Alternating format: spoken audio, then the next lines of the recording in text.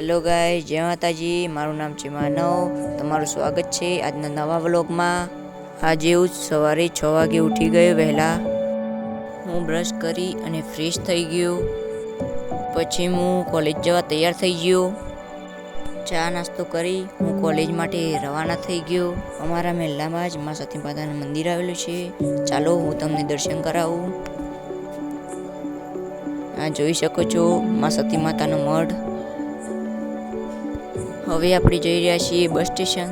ત્યાં માં સુરજના તમને દર્શન કરાવું। ત્યાં તો મને મારો મિત્ર મળી ગયો। આનું નામ છે ક્રિશ। ચાલો હું તમને માં સુરજના દર્શન કરાવું। આ મંદિર અમારા ગામના વચ્ચોવચ્ચ સ્થિત છે।